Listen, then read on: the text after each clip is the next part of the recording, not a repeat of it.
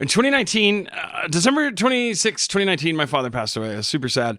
And there's a bunch in there I could talk about, but there's two things I want to highlight, and I'll be brief. And they're about love. When my dad had liver cancer, when he started to like deteriorate, it was just fucking shitty way to say that. But when he started to progressively get worse, he was sitting outside and he kept his hat over his forehead because he had really big tumors. I didn't know that till he died, and wasn't wearing his hat no more.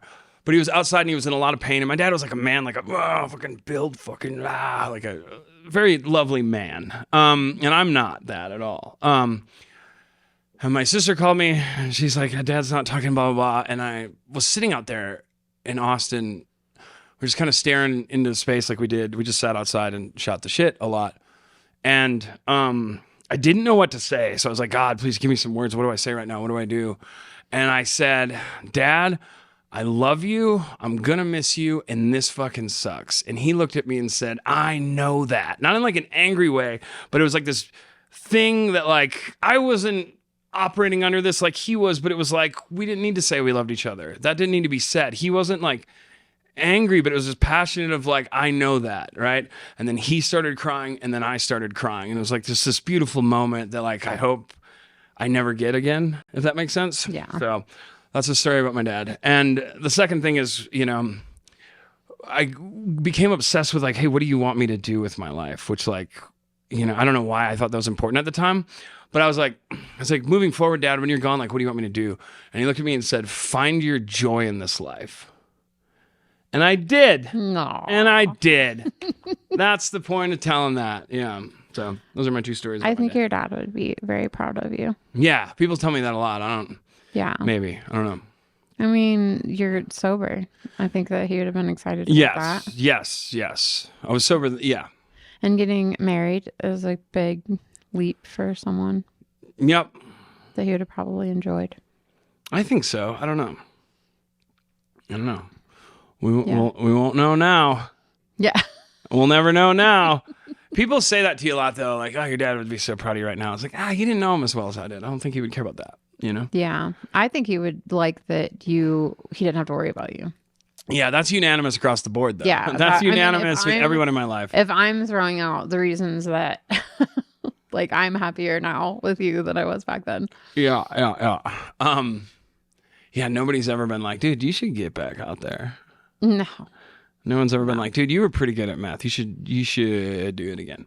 Well, and I mean, how long did we live in Austin? Just shy of a year, from December to October. Yeah. Of 21 to 22. That was finally when you convinced me to move. Yeah. To Totally. Austin. Yeah. Lies and deceit. They weren't lies. It's just the truth based on my experience. I'd forgotten how great Colorado was is all. Right. That's all it was. So like Austin's special to me because I got to spend time with my dad. My dad passed away there. I got sober there. I have more friends in Austin than I do anywhere in the country. And like, that's just where my life started. So that's why it's special to me. Yeah. But I could totally see if you moved there from here, like I did. He wanted me to move to Austin so bad that you would basically tell me, you were like, the nightlife is amazing, and I would have never said the during nightlife the was day. amazing. Yes, what would I know about what would I know about the nightlife? Sent me pictures of the busy streets with all the people. I just sent you 6th Street because that's like it's a pile of dog shit now, but it used to be cool. People say. Well, you used to send me those pictures and be like, look how bustling it is. Of what's the bar that I might like? WTF. WTF. Where I used to do my show. Yeah.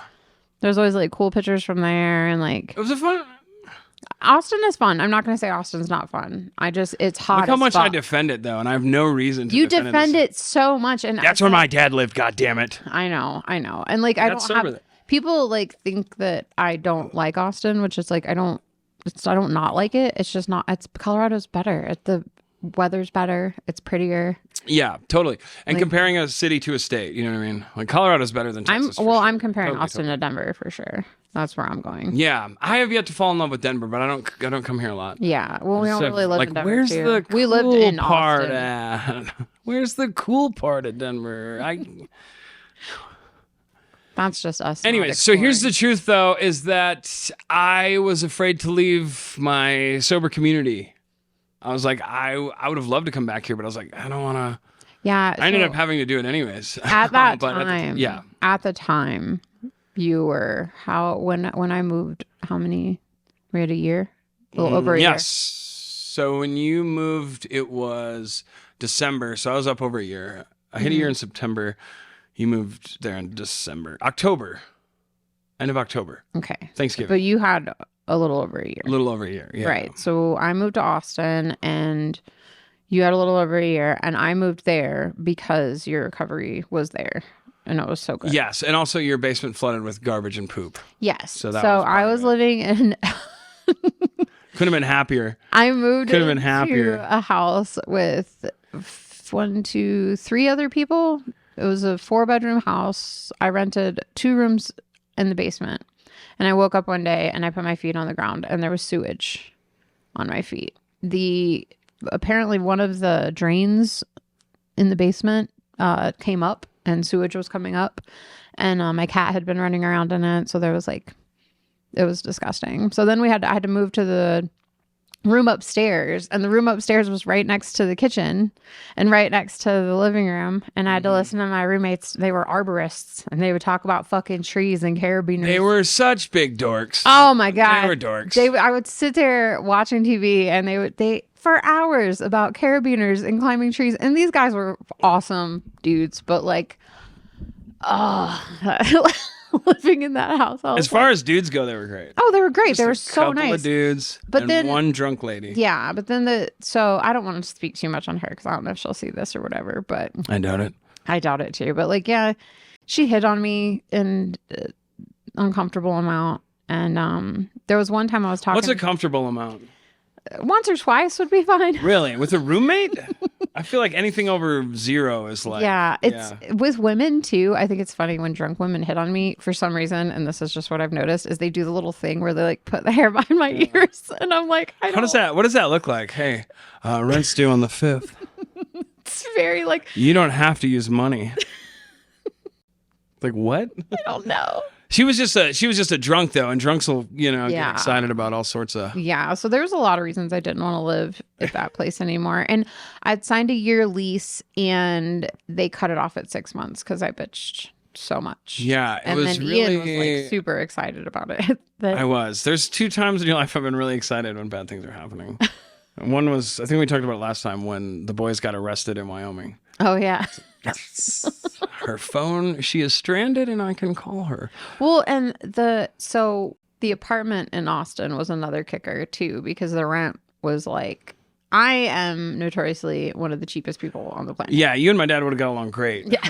I wish he could have met you because he is just as cheap as you are, if not cheaper. I'm getting better at it. I'm starting to get better, and I'm starting to spend my money a little bit more. But the rent that we had at this apartment. Take a guess. What would you rent in Austin? It's a studio. It's a studio apartment. Yeah. $2,000. $350. Yeah. Yeah. So which was another reason that I was Was it made out of regular wood? Nope. Okay, so were the stairs terrifying? Yeah. It was worth $350. Every dollar of it. Yeah, totally. But when you tell people that, they'd be like, "What?" Exactly the way you reacted. Yeah, which was funny because we didn't save any money. We didn't save a damn because thing. We didn't ever want to be in the apartment. So we were always spending money to leave and to do other stuff. Because it was such a shithole. It was such a bad place to live. Great deal though. Oh yeah, super. Great deal. And we had a window unit AC in Texas summer. That motherfucker worked. Couldn't use the oven from April to in the October. middle of the day. You could not use the oven, or you would die. It was terrible. It was terrible. It was a really bad place to live, and when the wind would blow, the wall would move. Oh, I forgot about that. Yeah, storms were really scary. Yeah, storms were super scary in that place. But we loved each other and we were together. So that was it. Hey, at least we're together. We were so excited. Everything bad that happened, we were at least we're together. At least we're together. At least we're together. And because I'm coming from sewage and a really bad living situation. When you find yourself saying that more than 10 times a week, things need to change. You're hey, at least we're together. I remember the first day we were settled in, and you were like, I'm gonna, because the weather can be decent in Austin, and you had the door open because you're like, I'm gonna have the door open and let the breeze come in, and like a squirrel ran up. We were and tried to. We were in. on the second floor, Yeah. and we were right next to a tree. So whenever you opened the door, it was like open season for whatever crazy squirrels or Eating a bag of birds. trash, yeah. Yeah, you'd be You eye hated it. level with squirrels for that was like right, and that was my favorite part of it. That tree right there was kind of cool being up The there. tree growing into the roof. But there was like you could bees. barely see out of the windows because they were just covered in filth. There was no windows facing the sun, I think. No. That was probably good, actually. But when you looked out the window, it was I-35 and just traffic. And like we had kind of a deal where we would like clean it and get like free rent or whatever. Yeah, we got like 5 months of free rent for cleaning the place because it was destroyed. But I loved it for a little bit. So I had been living in, I think, combined grand total, 1 month of rehab and 10 months of sober living. And then like a month or two at my sister. No, longer than that. A few months at my sister's house. So this was the first time in years I was like in my own place. So I was ecstatic. Yeah. I loved it. And then I was doing Instacart and Favor for a while. And then I got a remote job at the old place that I worked. Yeah. So I was stuck in this apartment all day long. And I couldn't wait to get home to it. And like our love story and whatnot, like we talk about addiction and whatever, but I was going through it quite a bit. Yeah, my addiction will always you will always be in the shadow of my addiction. Right. But you do have, or you used to have, terrible depression and anxiety. It's gotten better. I feel like I used to suffer from it and now I live with it. Maybe. Yeah. Yeah. It was really bad for a while. I was suicidal. Now it suffers from me. Yeah. What? Yeah. It was bad. So being in that apartment did not do anything good for my mental health. Like, no. I was kind of stuck in there all day. Yeah. And even going outside, it was fucking hot. There's just no fun to be had. And when when it's cold there and you go outside and it's cold, it's so bone chilling cold because of humidity. Yeah. And everyone rides a horse and throws apples at you. Yeah. Because Texas is just like, come on. And all the lassos. Yeah. I'm so tired of getting lassoed Every and time tied you up. walk outside, they would lasso God you. damn it. Oh my gosh, the big foam hats. It was insane. Yeah. There really is only two things in Texas. Cactus and taxes. Yeah, so her mental health's a lot better now. She's doing a lot better. Her brain's getting better. Yeah, I did therapy for 6 or 8 months to 8 months or so, on and off. Yeah, not even that much, I would say. I would say consistently for like 5 months. And then got into God quite a bit. Yeah. No, it's just easier. Yeah.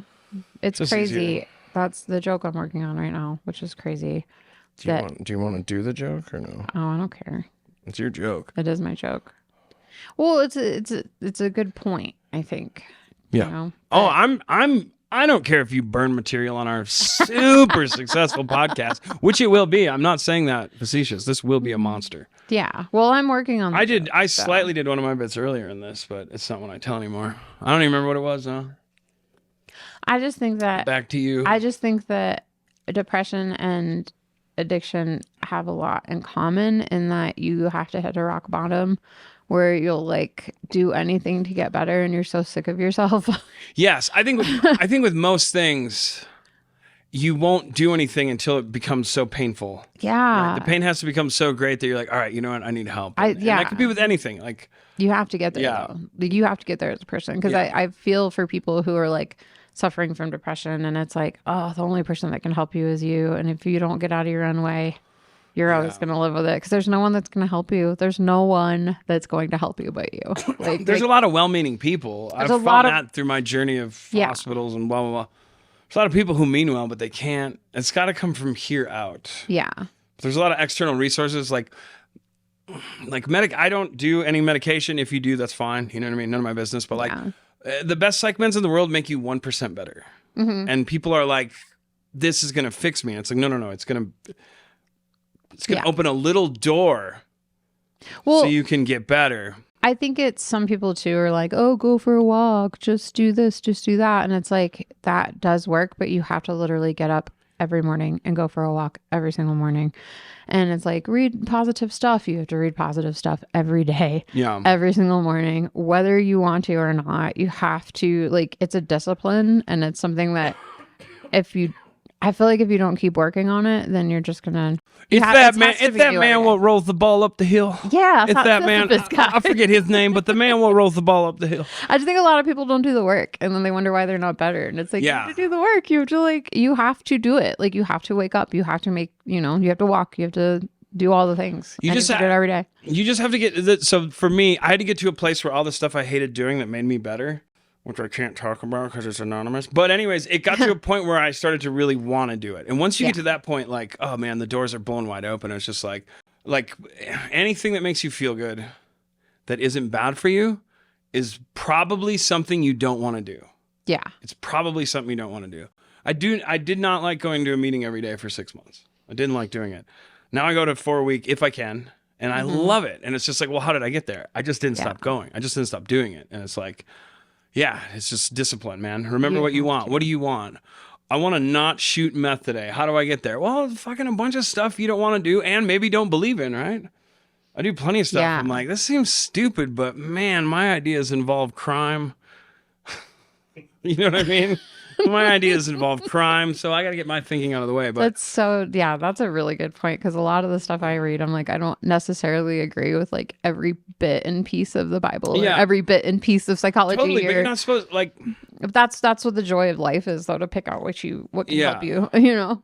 To me, what's terrifying is absolute certainty. Yeah. And when I get locked in on absolute certainty of like, this is the way it is, like, oh, it's just cancer for the fucking soul, dude.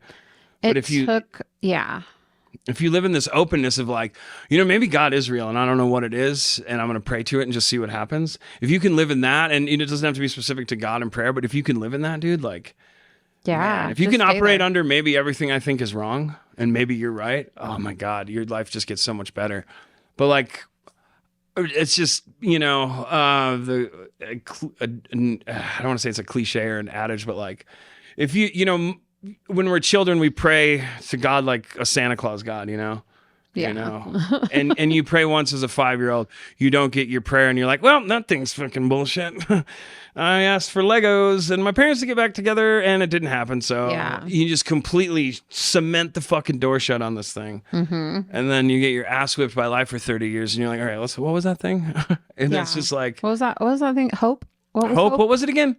Faith? So it's just like, I tell people when I do that thing I do, like, success is in the attempt. I meditate almost every morning. I will tell you 99% of the time, nothing. But that 1% of the time I have like divine inspiration, or this problem I'm struggling with suddenly makes sense. Yeah. It's like, I don't get that 1% without the other 99. Right. And you feel stupid for waking up every morning and meditating for a while. For a while you feel stupid. Like, you just feel dumb, and it sucks and it's hard. But you just have to do it every day. Like, you feel dumb. You feel like I woke up and I'm just sitting here in silence, and there's so many thoughts going through my brain. And like, this one video I watched helped me so much, because it was like, you're not trying to stop the thoughts. You're just trying to realize that you have them. Like, you're just trying to watch them, which I think what a fucking gift in this day and age, that you can sit alone for 15 minutes in fucking silence, and no one wants anything from you. Yeah. And no one, that is what made me really start like to embrace it. And it's really bad. That's what made me embrace meditation, because it was just like, oh my gosh, I give this gift to myself where I get to stop for a little bit. Like, that's crazy to me that I get to stop, and like, no one can stop me, and I can for the 15 minutes, I don't have to worry about it. Everybody else's bullshit. Yeah. And I get that gift every day. It's crazy. When speaking of being embarrassed, when I first started praying on my knees, I would wait till you got up to go to the bathroom in the morning. I would wait till you left the room. I would quick pray on my knees and then get back in the bed, because I was so embarrassed of it. Now I do it right in front of you, right? Yeah. Yeah. Not by your feet anymore. It's just like, I don't care what other people believe, and you can make fun of me and you can comment that I'm whatever. I don't care. But I've had success with it. And I'm not going to turn that down. I used to live outside on purpose, and now I don't. And prayer helped me get out of that. So, well, and I think, you know what? I do care what you think. Fuck you, you fucking small mind. No, he cares so much. no, I don't at all. I won't apologize for having faith in God. Right? No. I just won't. I don't care. Neither. I don't ever talk. I'm shocked we're talking about it now. I don't ever talk about it. We don't. Yeah, we really don't. I don't ever talk about it. Hey, will you bleep this every time we say God? make it How sound like funny would that be? Make it sound like we're talking about something dirty. What does he pray to? Fuck? What is he saying? He prays to fuck. I get on my hands and knees and think fuck every morning. Fuck every morning. Yeah. You do fart for Jesus every I morning. do fart for Jesus. Yeah. That's he gives Oh Jesus. fuck! That was the other thing I was going to say in the beginning. It doesn't matter now. Whatever. I think too, a lot of the part for me anyway, getting through my depression and getting through stuff was like my ego. It made me feel like conceited to be happy. Yeah. It made me feel like I didn't deserve it or whatever. Yeah. So for most people, we have 3 fears. Afraid we're not good enough, afraid we're not going to be liked, and afraid we're going to end up alone. Like most people have those fears. Not everybody, but those are like the 3 fears we operate under. So when we get good stuff, we're like, I don't fucking, Yeah. you know? It never dawned on me that like I should be happy too. Like I could be happy too. And I would look at other people and be like, and like they'd have a joy about them and I wanted to be around them. And I'm like, oh, I wish I could have that. And now I do. And now you do, yeah. But it's not contagious. It doesn't rub off on people. I've tried so hard to get people excited about sobriety and they just don't want it. It's just not infectious well, like that's that. the thing. You can't make people do anything. Oh, I can and I will. Hurt them. It's a 1-step program. But yeah, I was working through my depression and you were working through sobriety when we lived in that shitty ass apartment. And things were going pretty okay for a while. No, I was actually really miserable. I didn't see it till after the fact. But yeah, I want to tell a story about your depression. I know what you're trying to lead me to. Probably 3 years ago now, we were living in Austin. We were traveling here to do comedy. We did a bunch of fun shows, underground, lounge, call to arm, blah, blah, blah. But the highlight, like the centerpiece of our whole trip was that Mandy was featuring for Steph Tolev 2 days before she blew up at the Comedy Fort. And that was my first time there, and I got to sit in the green room and meet people, you know what I mean? It was fun. And you absolutely murdered for 20 minutes straight on both shows on Friday. And we drive back to Longmont, staying at Grace and Christian, thank you so much, staying at their house. And such a great time. And we go to bed, and at 4 a.m, in the history of Mandy and I, maybe 3 times she's woken up before me. Yeah. Maybe. I'm always up first. I don't sleep as well. Blah, blah, blah. But Mandy's up, and I can see that she's on her phone, and I was like, what is she doing? Maybe, sometimes we just wake up, check the time. And I noticed, after a while, I put it together. I was like, is she crying? And I was like, what's going on? And you said something like, I'm a fucking piece of shit. And I was like, she's like, nobody likes me. I'm not funny. And I was like, what are you talking about? Yeah, that shit would hit me hard. I was like, you just smashed for 40 minutes in front of a sold out show. Steph Tolev thought you were funny. Yeah. You rocked that fucking room. You have the tapes of those to prove it. Yeah. But none of that matters when your brain turns on you and says, I always think it's like a pirate guy. You know what I mean? Yeah. Yeah, matey, you're not funny and a piece of shit. And you're like, no, I just killed in front of 200 fucking people. Well, and that's when I knew you weren't fucking with me. Yeah. Because a lot of people are like, I have depression. It's like, no, you don't. Shut up. You have no clue. You don't know. You had a bad day. There's a difference between being sad sometimes and having like... There's a difference between depression and not having your own personality and trying to get attention from other people. Well, the reason that I knew I had depression is that was a good joke. Okay. Oh, that's pretty funny to say. You're so funny. Thank you. I wasn't ever diagnosed, I mean, I have been, but I don't know. The reason I knew I had it is because I would get sad when everything was going great. Yes, that is the thing. That is the separator. Like I would still get like, what's the point of it all? Why do I need to be here? And when everything was going awesome, when everything was going great for me, like that's the separator. Yeah, I was depressed when my dad died. Right. I don't think it was depression. Yeah, I'm like, oh my gosh, I'm in this awesome relationship. I have a great job. I have plenty of money in the bank and pay my bills. I think I should cut myself. By the end of that weekend, you had 4 monster sets. You took a picture with Steph Tolev. Yeah. She commented on the picture, which is like not super uncommon, but a lot of comics won't do that. Yeah. You'll get the picture and that'll be it. Yeah. Well, and I also kind of had it in my head too that like this is who I am. Like my depression was like a part of my personality, and I needed to hold on to it because that was who I was. And it's like, I don't know, people get scared to change either way, positive or negative, you know, because change is change anyway. Yeah. Even if it's positive change, it's scary. Never be comfortable. Right.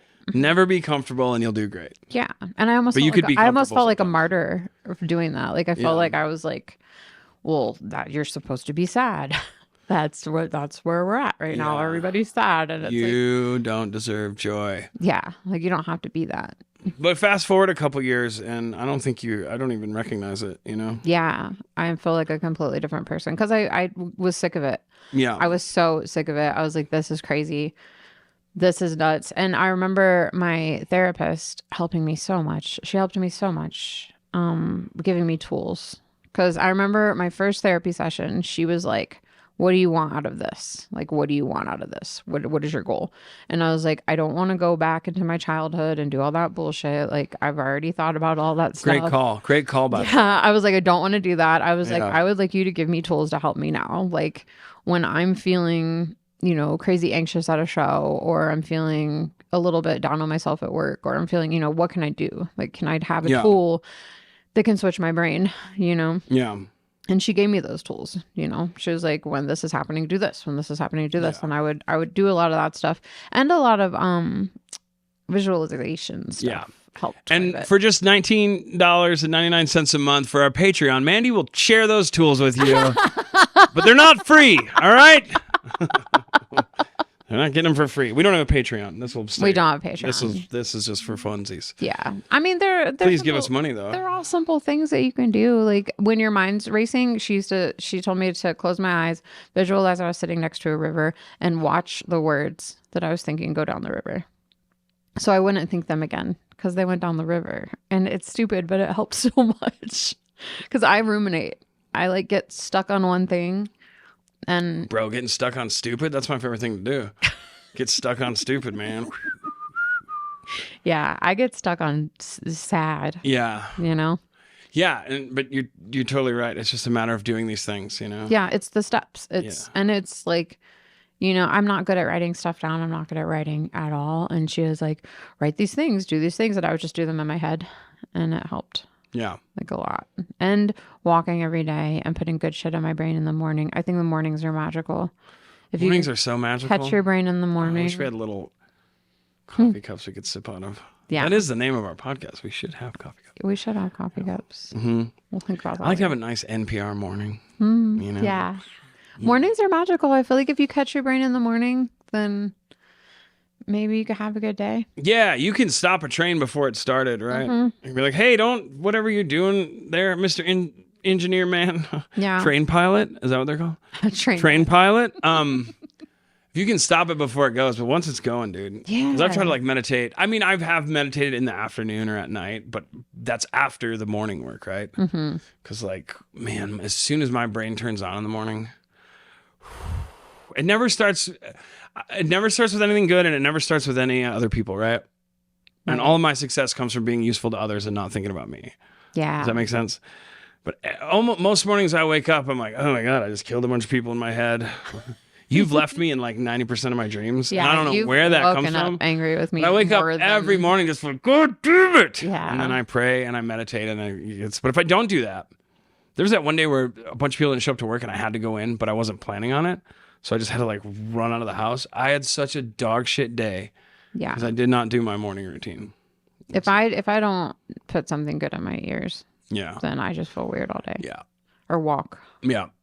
Oh, and to something you said earlier, this fucking delusion that meditation needs to be pure silence with no thoughts. Like people give up their lives to go to like live on the top of a mountain to be able to get to that place. That is not where we're starting out. Yeah. I started out with a minute. My sponsor, I feel comfortable saying that, said start with a minute. Just see if you can do a minute. And it grew from there, right? Yeah, I started with 5 minutes.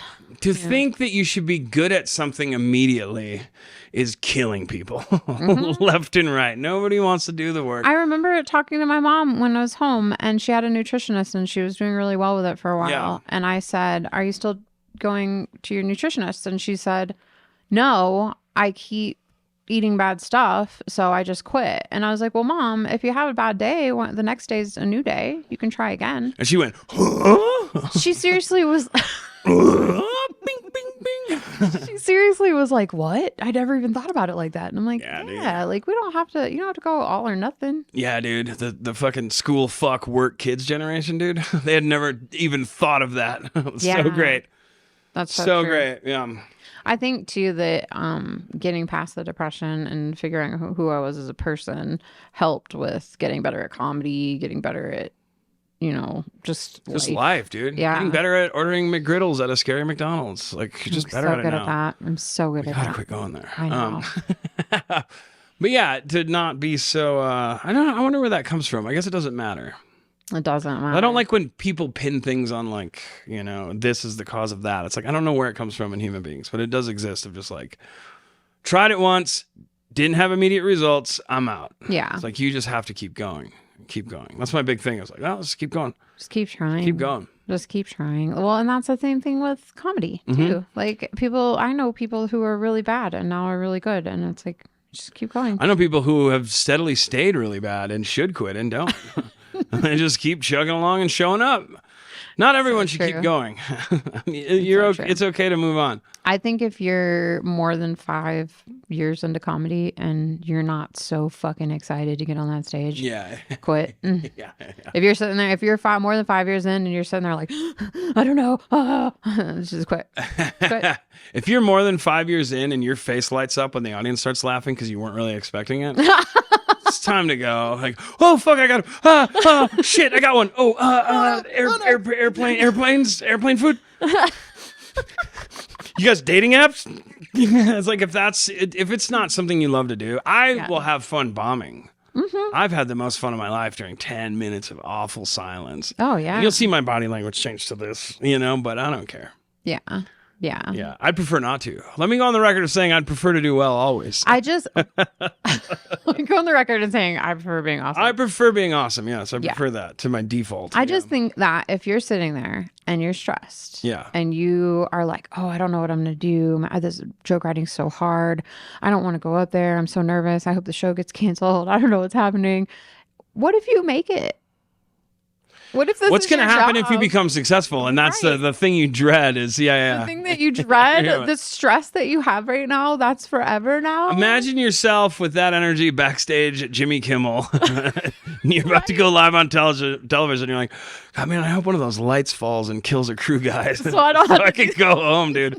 Please. Then you'll believe in God for a moment. That's what Crush his. I don't understand. I'm like, you're fighting for this thing that's obviously something very hard for you. Like, why? Why do anything with that in your head? John Stockton in the Michael Jordan documentary said, when we played the Bulls, I never went out there thinking like, oh my God, it's Michael Jordan and the Bulls. What do we do? And he said, how could you play with that in your head? Oh, for sure. Yeah. It's like, how can you perform when, Yeah, I don't know. If you don't love it, I don't know why you do it. Yeah. I don't. And they always say like, God gives you everything you want. And I don't think that that's true. I think God gives you everything. God gives you what you can handle. I don't think anyone says that. I'm just saying like, if you pray to God, you get what you want, but it's also like, he'll give you what you want, but when you're ready for it, not just...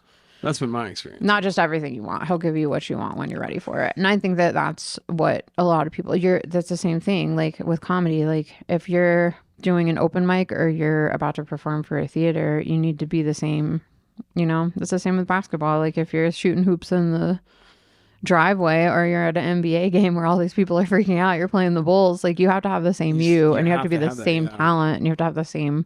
You have to be consistent with that. So that's why I stopped getting scared of like big show. Oh, it's a big show. It's like, no, I'm still going to be me and I'm still going to do my jokes. Dude, that whole thing. There was like probably 10 shows in Austin. I was like, man, if I could just get on those shows. And then I did them and I was just like, God, they were like all the other shows. Yeah, they're just shows. It's like, God, if I could just perform here on that show.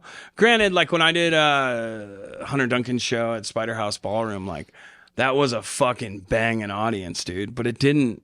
I still had to go make sandwiches the next day. You know what I mean? I still had to go to work. I always try to think about it that like the same people are at every show. Like it's about the people, it's about the audience. It's not about who produces it or what, like who's going to be there, who's going to see you smash, it's not about that. It's about bringing joy to these people that paid money. And a lot of them probably don't even see comedy shows like we do. Like this is probably something pretty fucking cool for them to do. There's and a you're good gonna go out there chance and they set aside time to come to this comedy show, and you're gonna go up there and fart around. Yeah, and you're gonna go up there and not give them your A game. You're gonna go up there and like it's always about the audience for me. It's always about bringing them my joy. Quality of the show, man. Quality of the show. Yeah.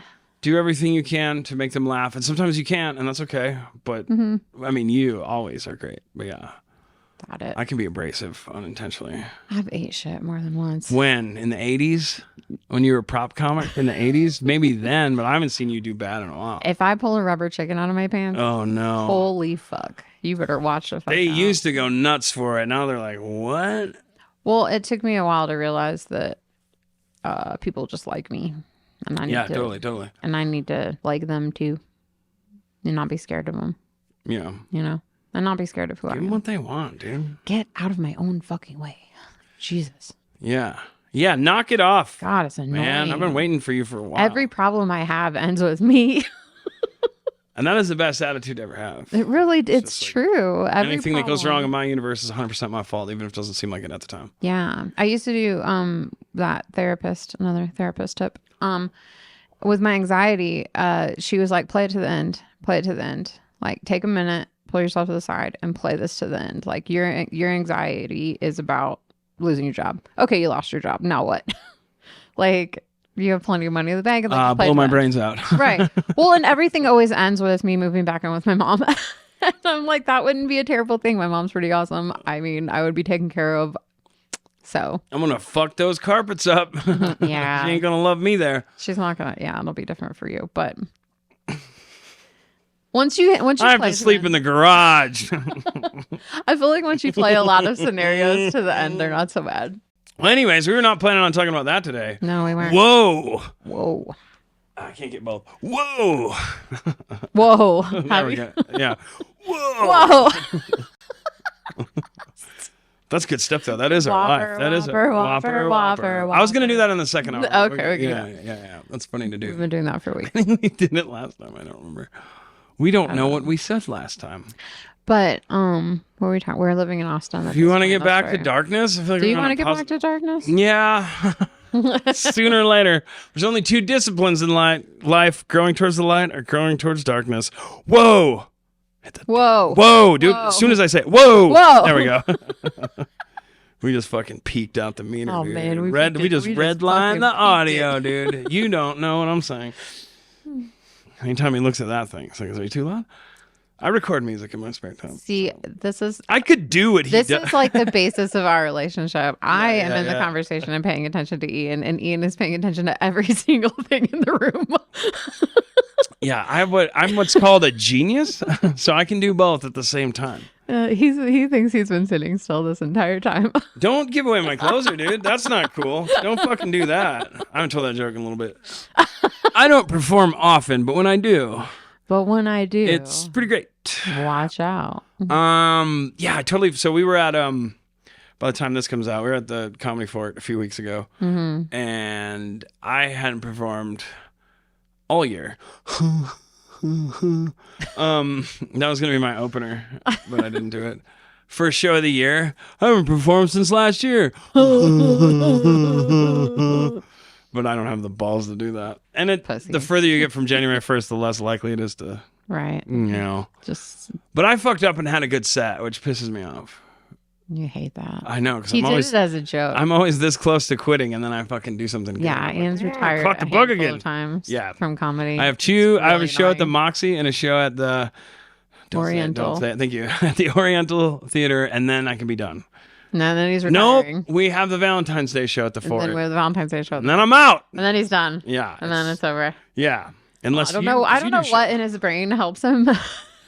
I just like knowing that I can be done whenever I want. You know what I mean? Yeah. I was just like, fuck this, dude. I got a decent job, you know? My life's complete on some level. Married, check. Job, check. Paying off a car, done. Yeah. Phone bill. Yeah, we're done, dude. Done. It's everything I ever wanted. I got just explained life in a nutshell. Phone bill. Phone bill, done.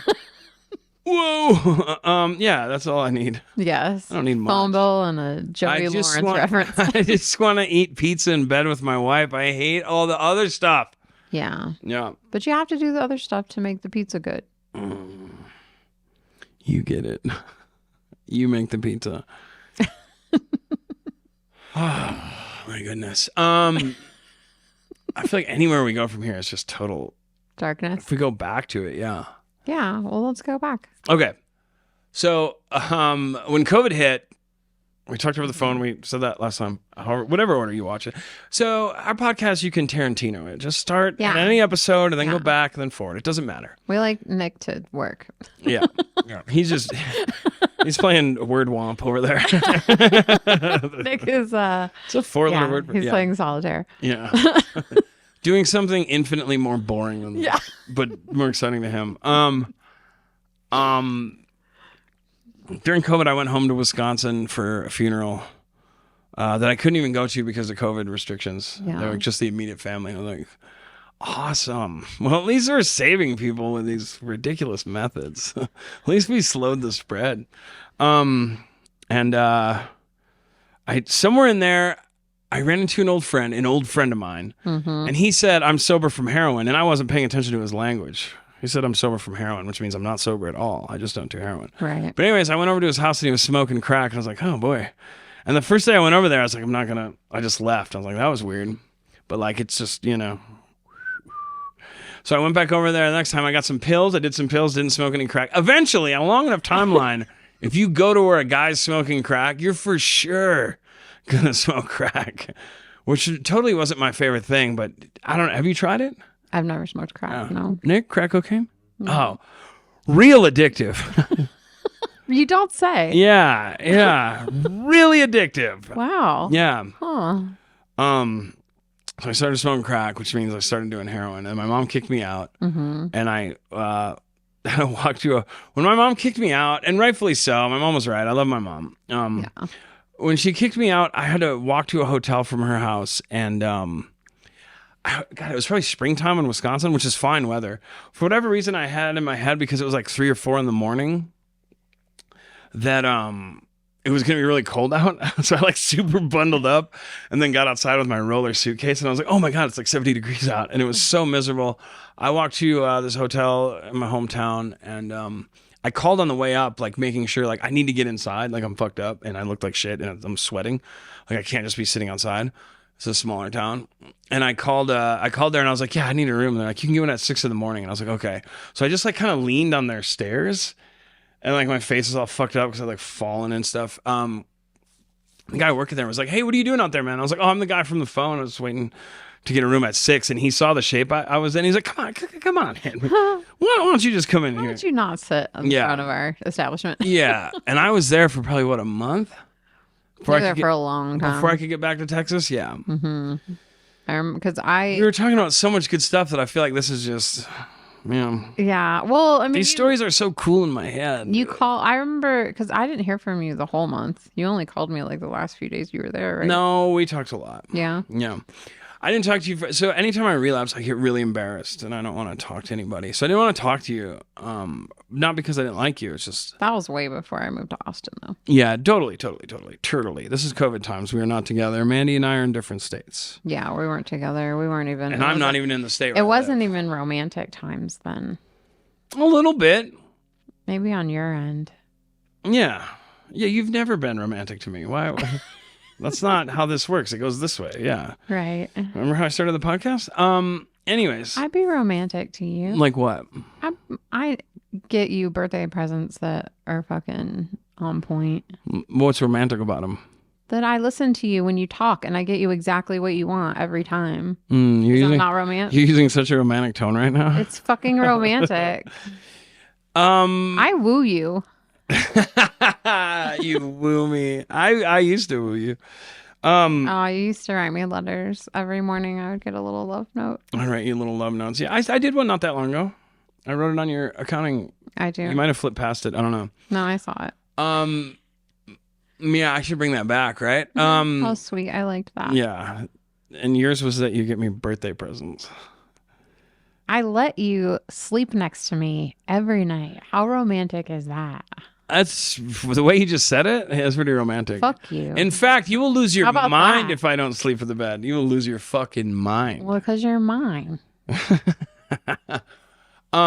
You've gotten me a couple of gifts that were totally for both of us.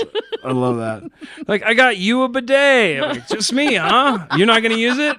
You're not gonna use it? Yeah, I got you a projector. I got you a projector to watch TV on. That was a fucking great gift. Yeah, so we good. broke our TV's not broken, but it doesn't work great. And we didn't want to pay the money for TVs are expensive. So TVs are expensive. I bought like a $65 projector. Yeah, your romance has a limit. But you know what you do, and I'll be real here. You know what you do is that you have let me go through many evolutions and phases, metamorphoses. You're very good at letting me talk myself out. You will listen to the most absurd bullshit. I think that's romantic. You let me be me. I do. It's because sometimes I'm mad at stuff that isn't real. Mm-hmm. I regularly hate people I've never met, and then I meet them and they're really cool to me. Always. Yeah. Happens every right here. This guy? fucking time. I'm just kidding. Yes. I never heard anything bad about you. I didn't know who you were. Every time. I'm like, oh, I love this comic. They're so great. Oh, what? It's a guy. Well, I hope they die in a fucking car wreck. Yeah. Like, not every guy is trying to fuck you. Every guy is trying to fuck you, and I'll kill them all one by one. Yeah. I'm not coming off of that. I'm not coming off of that. I'm like, some of these comics have had years to try, and they never did something. You know how it is when you get in a relationship, suddenly become attractive to people. It's That's weird, true, man. because it looks like you're lockdownable. Yeah. Anyways, that stuff you provide for me that I think is great. Yeah, and I like try to keep the house clean, and I pick up after you quite a bit. If there's something, I'm not like one of those guys, by the way. Ian He's is like, clean the house. I'm just very messy. I just can't take it anymore. Like Ian is literally worse than a cat with stuff on a table. Like he will walk by and just knock everything off in like one. I have lived my entire life like you just kicked me out of 12th period in high school, just slamming doors. But I don't mean to be. When he was living with his sister, when I walked into that room, he was sweeping his carpet. They didn't have a vacuum. But yeah, the fact that you could sweep the carpet was. When I got out of sober living and the rules were gone, I thought I was going to carry some of that stuff with me in life, and I didn't. Make your bed, do your dishes, no food in the bedroom type stuff. Yeah. But once you get out of sober living, you're like, I'm just going to put this dirty dish in the sink for a little bit. And it just never came back. I'm not like I kept all the other stuff. I'm not a crazy clean person, but like when I work from home and I can't have the clutter. You just have ridiculous standards of like clothes not everywhere. It's crazy. Yeah. It's crazy. It's just weird that I don't think tiny pieces of garbage should be all over the floor. Oh my God. Like little pieces of crap, like pills, like your sleeping pills. I don't or keep gummy melatonin. Oh, there's which has all gotten better, by the way. Did you pick any up when you vacuumed yesterday? I bet not one. Any pills? Yeah, but not one. Yeah, no. But I picked up old dog. I picked up pill wrappers. I picked up Gatorade bottles. Okay. I picked up empty Febrezes. Yep, that sounds right. I picked up some nails. I don't know if you were nailing stuff. I don't know. Oh, that was I pinned the quilts over the windows during the freeze. Oh, okay. And I pulled those out and set them on my desk. They're still there. There were at least 4 napkins. There were 3 paper plates. You know, keeping score isn't a healthy way for couples to stay married. I don't keep score with you. This is just yesterday. This is just what I did yesterday. That's why I remember these things. Yeah. There's no keeping score. So romantic, no. Careful, caring, yes, I would say. You know what I mean? I would say that. I romance you. You're supposed to do that for me, though. I do. There's nothing wrong with you not doing it. I don't know why you're defending it. It's fine. I don't know. I just got offended. Really? Yeah. Why don't you picture yourself by a river and drop this into it for $19.99 a month? I'm trying to calm down, but it's just making me more pissed off at you. Sometimes that happens. You know? So you don't want to talk about the other stuff that we were being in the hotel? I don't know. I romanticize some of the worst parts of my life. I don't know why. I don't know. Not really. I don't know. We were talking about such cool stuff that I feel like it's just a step backwards. What, like just depression and... Well, we were talking about getting better, right? Yeah. Anyone can talk about problems, man. That's true. I got problems, dude. We all got problems. It's nice getting better. Yeah, being in that hotel fucking sucked, though, man. Yeah. So just getting fucked up or trying not to get fucked up, and both of those are my least favorite thing. Trying not to get fucked up when he was just getting fucked. It's so hard to quit drinking when you're drinking. It's so hard to quit smoking crack when you're smoking crack, blah, blah, blah. So I was taking pills and snorting coke and smoking crack, and like I had really fallen in love with meth by that point in my life. So none of it was meth, so it wasn't taking me anywhere. You know what I mean? Coke compared to meth is like, ugh. Yeah. But I was just trapped in there, and it was so depressing. When I first got there, I had to sleep. This is what I wanted. I had slept one off, and I was ignoring my phone, and I watched Cute House by the Dress Up Gang, which if you've never seen that sketch, it's a perfect sketch. So good. You need every single bit of it. It has a great turn at the end. And I remember watching it, and it made me laugh, and I hadn't laughed in a few days. And I sent it to Mandy, and then we started talking again. Mm-hmm. So another thing that saved our relationship. Bonded over Cute House. Yes. And then you were like, so what happened? And I was like, just a bunch of stupid stuff. I remember you being like, yeah, I relapsed, and my mom kicked me out. And by the time I was talking to you, you sounded kind of normal. Yeah. Like, because Ian on drugs and Ian not on drugs are two different Ians. And I remember thinking like, oh God. And I told you that, like, we talked about it. I was like, oh, I can't imagine. Like, why would your mom kick you out? Like, I can't. And I know now, 100%. I couldn't stop fucking throwing up. Yeah. I couldn't stop throwing up. And like, I kept just like making the house messier. I had installed, Arlo cams, like ring cams in their place, and they were like watching them to see what happened because I just could not stop barfing, dude. Yeah. Oh, I was so sick. I hadn't done heroin in forever, and I snorted a little bit and just got sick. I was just like, oh, his mom's so heartless for doing that. And then I was like, oh no, she was out. She was trying to protect her house. She regularly did the right thing. Yeah, she absolutely did the right thing. One gift I had my entire life is my parents and family would not enable me. No. They would not take my phone calls. I hated it at the time. Even if I had a legit thing I needed help with, they're like, yeah, we're not giving you any money. And I'd be like, what? Yeah. Why? They did not enable me. And I didn't like it at the time, but I'm forever thankful for that now. They did not let me stay there. They would kick me out at the second of any tomfoolery. It's crazy how much, like, hindsight. I was like, oh, I was wrong. Oh, I was wrong. And I think that comes with age now. Because I'm more open to other people's shit, you know? Poop. And I'm more open to being wrong. Like, being wrong will save your life. Admitting that you're wrong is so awesome. Admitting the possibility of being wrong has changed a lot for me. Yeah. Yeah. Just being like, I might be wrong about everything. I might be wrong about all of it. I should probably sit down and listen. It makes you more curious too. Yeah. It makes you like want to know what other people are up to. Yeah, totally. Explore other people more. But yeah, that was a rough, probably 6 weeks. Hated it. And then you got a truck and drove back. I rented a truck and drove back to Texas. And you didn't call me for like 4 days. Mm-hmm. And I was like, he killed himself in a truck. Cool. And I was so... Came very close. Came very, very close in the Ozarks. Angry with you for not answering my phone calls or calling me or talking to me for that trip. I was so mad that I was like, I'm fucking done. I'm just not talking to him anymore. I was like, a friend wouldn't do this to me. Yeah. And then you called me and was like, hey, what's up? Like nothing had everything was fucking hunky dory. You had the best time. And I was like, fuck you. I don't want to talk. And you were like, what? What's going on? Why are you so angry? Which is like times 10 how many conversations we've had like that. Mm-hmm. Where I'm livid. And he's just like, what do you mean? What? I'm a little stinker. I was like, you literally told me that you were traveling from Wisconsin to Texas, and then I don't hear from you at all for 4 fucking days. I made such good time on that trip. No text. No calls. No nothing. I was like, oh, this is amazing. And then you were posting crap on Instagram about that stupid song that you like. I recall. Yeah. Choctaw Bingo by James McMurtry is not a stupid song. I visited everything that was in the song, minus a few places. I left to go back, I think, 2 days before what would have been my dad's birthday. Mm-hmm. And I listened to that song, and I went to Oklahoma and Tulsa and Broken Bow and fucking blah, blah, blah.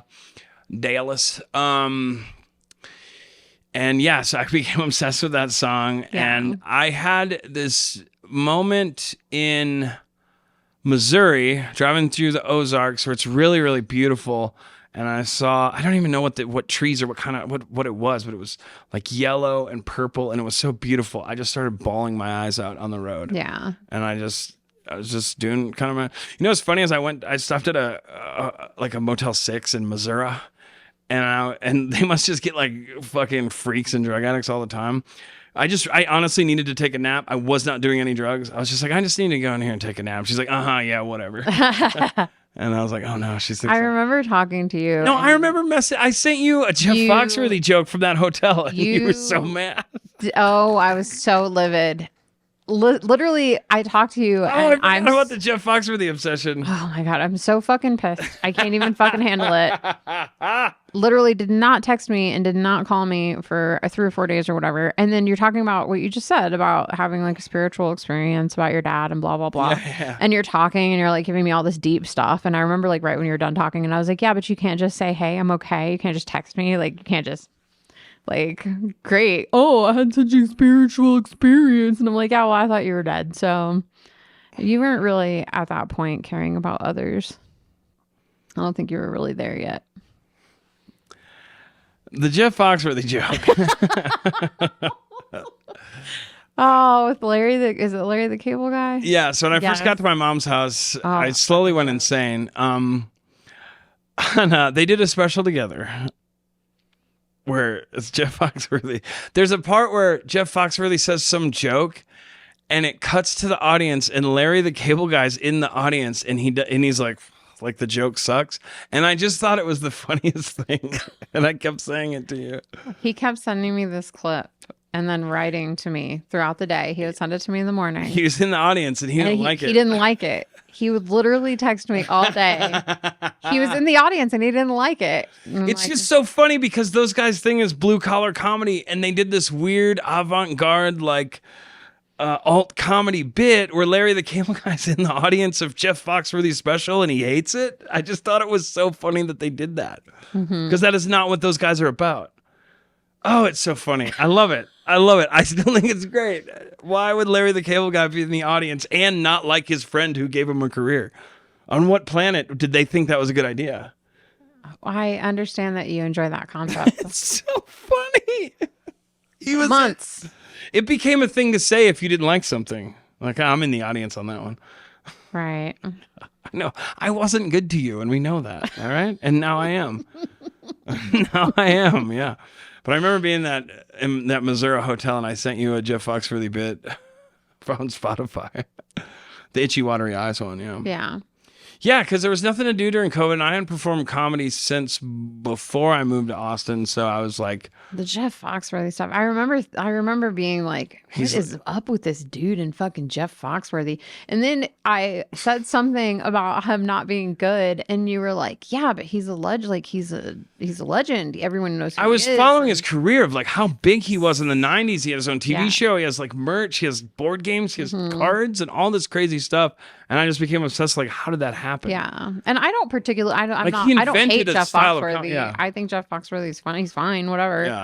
But I was just like, this. You know who doesn't like Jeff Foxworthy? Obsessed. He was in the audience. He didn't like it. And he was in the audience. Yes, he was fun. It was so much fun. I was legit out of I was so dry. I was dying of untreated alcoholism. So I was just going fucking crazy, and I didn't know it. Yeah. I had no understanding of what was happening to my brain. I remember when I was like, I'm going to quit vaping, and you were like, yeah, that's probably bad, huh? Yeah. I literally was like, that's a terrible idea. You should not quit vaping. You were like, that's not going to work for you. I remember you being shocked because you were like, shouldn't you be supportive? And I'm like, no, I'm not supportive of you quitting vaping. Not Dude, at all. I remember, I think I made it like a week, but I'd gone through like $140 of nicotine gum. So I was like, I'll probably just go back to vaping because it didn't scratch the itch. Yeah. And you're not fun to be around. When you don't have your vape. Yeah, so that's true. Yes. I mean, I know it's slowly killing you, but no, it's not. It's good for you. Well, not good for you. Think of all the times I tried to stop, though. That's all I said. Yeah, so in a way, it's good for me. It's good for you. Yeah. It's not good for your Who else are we worried about? It's good for your brain, I guess, not your body. Oh, fuck, dude. Yeah. But anyways, I eventually made it back to Texas. Yeah. Cha-cha-cha. Ha-cha-cha. Yeah, that maybe wasn't a great story. Yeah, I feel like we went backwards. I know. I said that. I said that was what's going to happen. Yeah, we're going to go backwards. Yeah. Yeah. I thought we were going to talk about the relapses. You want to talk about the relapse, but that's just so dark. I wanted to continue the story. Okay. So we was in Austin, Texas for a while. I thought it would be more coherent to just kind of... Yeah. And I wanted to go back to that. I didn't want to miss anything. I want to talk about you visiting too, and me visiting you, but I guess it's not that important. Well, the first time I visited Ian in Austin, it was the first time we actually saw each other. Ooh, this is great. So Mandy was coming to visit, and I was so excited. I was so excited. A week, 2 weeks, week and a half. It was like 10 days or something. Yeah. It was something. It was a great amount of time. Not enough. But we had not seen each other in person since that time where I was all fucked up in the hotel. So it was like, yeah, we get along great over the phone. Things are different now. I'm better. Blah blah blah. It was kind of a test. We did it. It was a test. It was like, okay. It was like there is it wasn't like no pressure. It was like there's a ton riding on this. Like if we don't get along in person now, like this is done. Like it's over. Yeah. And I remember, it's like a 2.5 hour flight. So you were flying in. I was so nervous to pick you up that I typed Austin, Texas into my GPS, and it just took me to like Austin. It just took me to like the center of Austin, which most airports aren't in the middle of town. Most aren't. True. So I went to pick you. I picked you up from the airport. I got you a Pedialyte, a drink, a chicken sandwich. You got me 2 energy drinks. I got you 3 cards. Yeah. I got you 3 cards.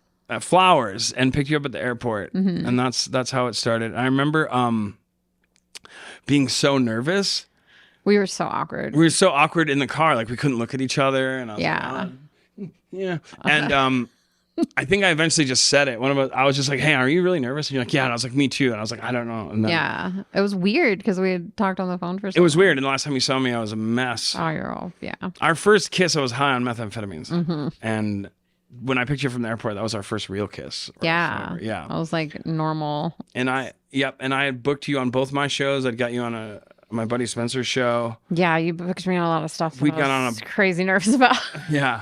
I was like, I'm gonna do all these shows in front of his friends in fucking Austin. And you did great. Well, yeah, but I didn't know that. I did like because I have such grandiose thinking. My plan was like we're gonna move in together eventually. So I wanted to get your name on a bunch of flyers headlining. So you came to visit Austin, and I had you headline like 3 shows. Yeah.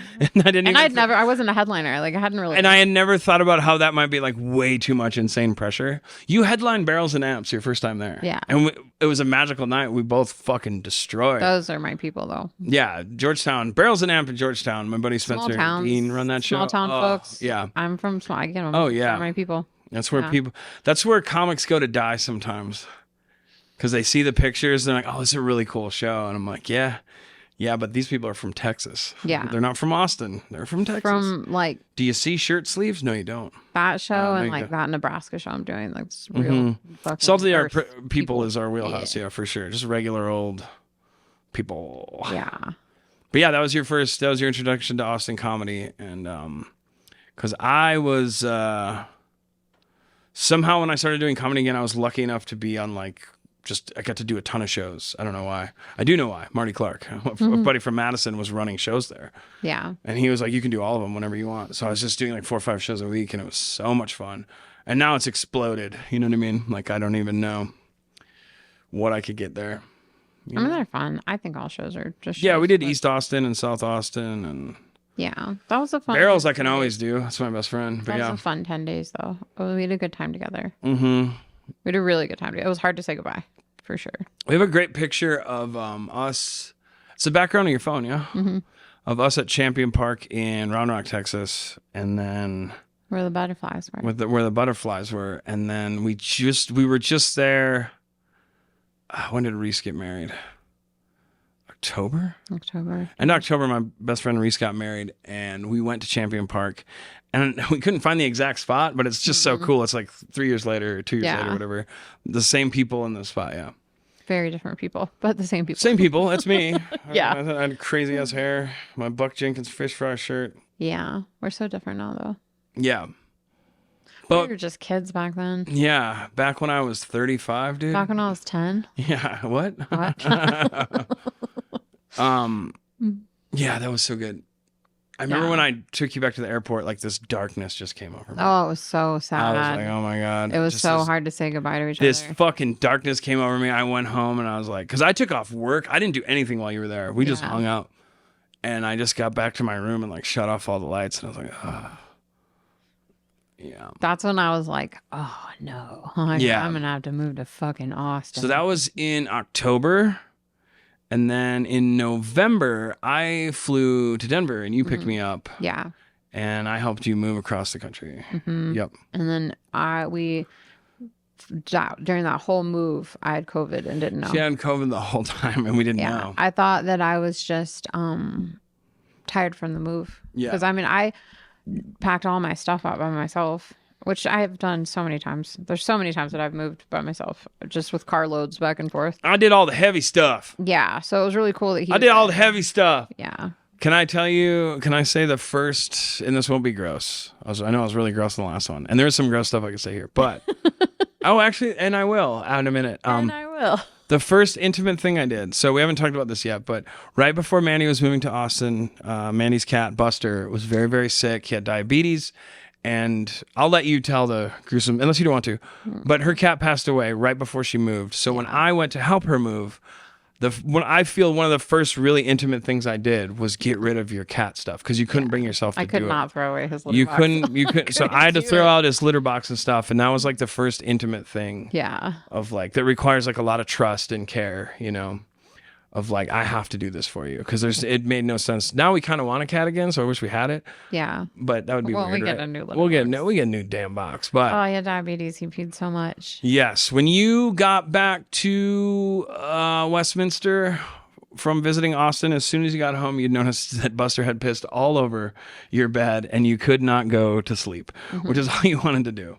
Yeah. And that happened over and over. Anytime we talked on the phone, you'd be like, oh my God, he fucking knocked over his water. He pissed. He was going through it the last probably 6 months. What you found out was that he had a tumor, right? He had tumors in his brain. Yeah. So he wasn't.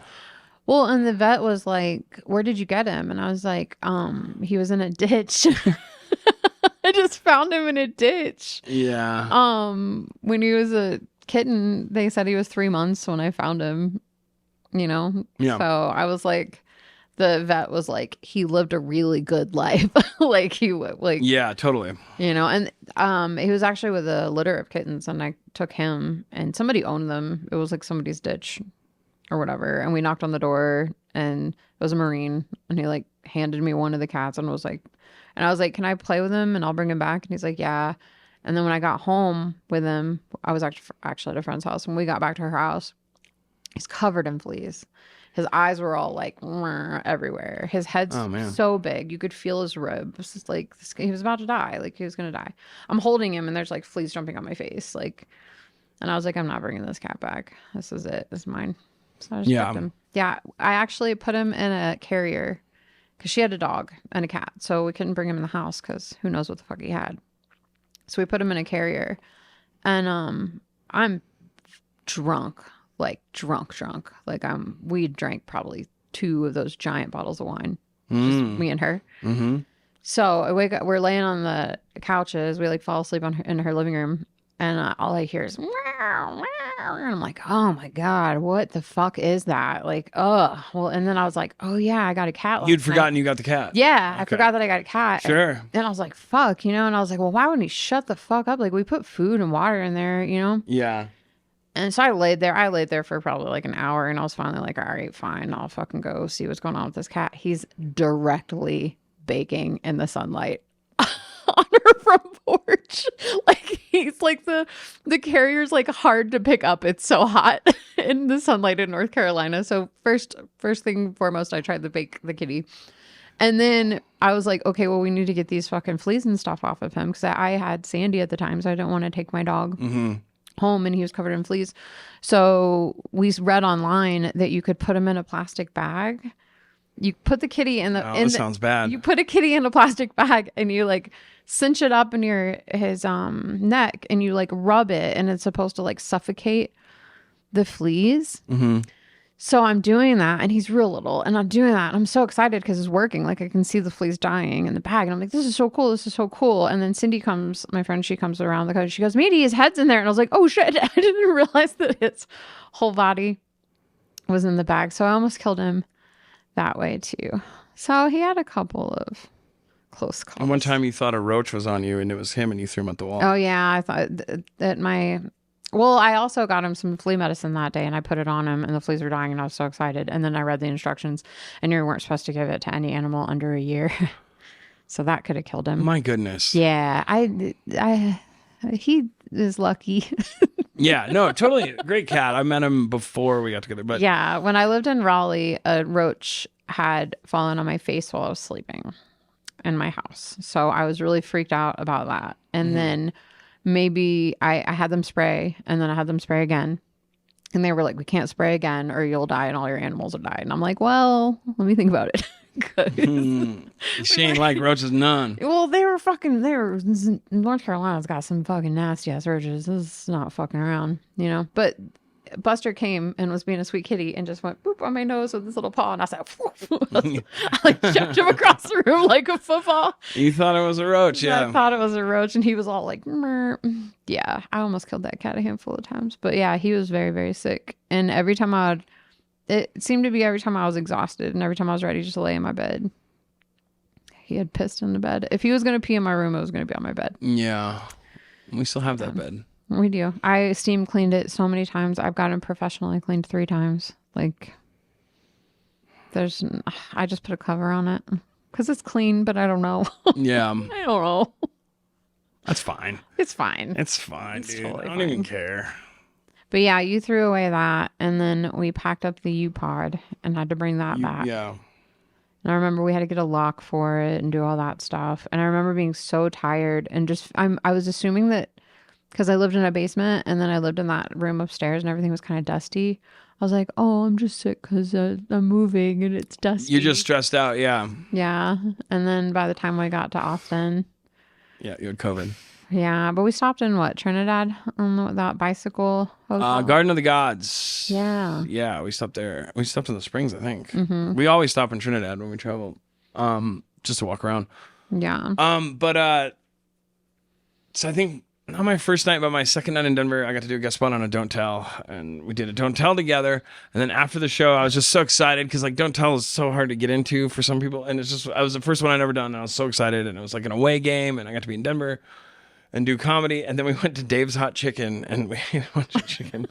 And the next morning when I woke up in your house with your paper thin walls and all your roommates. Yeah. I could hear my roommates coughing. I was 2 seconds from shitting your bed. Mm-hmm. Thank God I made it to the bathroom. No one said anything though. Remember everybody was complaining though that the toilet paper? Everyone was complaining that the toilet paper was missing, and I was like, ugh. Dave's Hot Chicken.